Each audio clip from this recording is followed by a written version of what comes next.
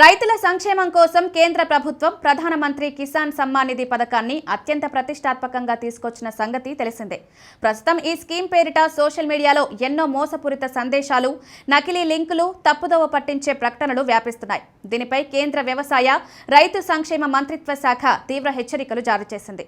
రైతులు ఈ తప్పుడు సమాచారం బారిన పడి తమ ప్రయోజనాలని కోల్పోకుండా, ఆర్థికంగా మోసపోకుండా అప్రమత్తంగా ఉండాలని సూచించింది. నకిలీ సందేశాల్ని నమ్మడం వల్ల మీ బ్యాంక్ అకౌంట్ వివరాలు సహా ఆధార్ సమాచారం తస్కరణకు గురయ్యే ప్రమాదం ఉందని వ్యవసాయ శాఖ హెచ్చరించింది.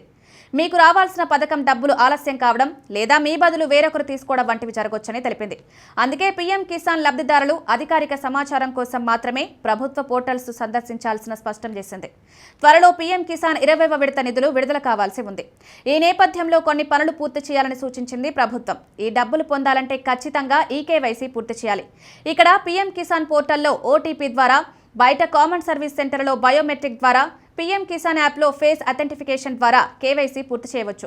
మీరు పథకం కోసం అందించిన మొబైల్ నెంబర్ పనిచేస్తుందో లేదో చూసుకోండి. అవసరమైతే అప్డేట్ చేసుకోండి. ఎప్పటికప్పుడు మీ బెనిఫిషియరీ స్టేటస్, పేమెంట్ స్టేటస్ వంటివి ఆన్లైన్లో చెక్ చేసుకుంటూ ఉండండి.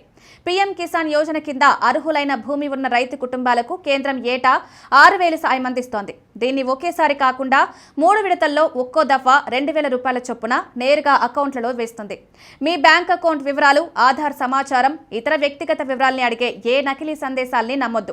ప్రభుత్వం ఎప్పుడూ ఫోన్ కాల్స్, ఎస్ఎంఎస్లు లేదా అనధికారిక లింక్స్ ద్వారా వ్యక్తిగత వివరాల్ని అడగదు. చివరిసారిగా పీఎం కిసాన్ 19వ విడత నిధుల్ని ప్రధానమంత్రి నరేంద్ర మోదీ 2025 ఫిబ్రవరి 24న బీహార్ భాగల్పూర్ పర్యటనలో విడుదల చేశారు. ఈసారి ఇప్పటికే 20వ విడత పడాల్సి ఉంది. కానీ కాస్త ఆలస్యమైంది. ఈ నెలాఖరు వరకు రైతుల అకౌంట్లో డబ్బులు పడే అవకాశం ఉన్నట్లు తెలుస్తోంది.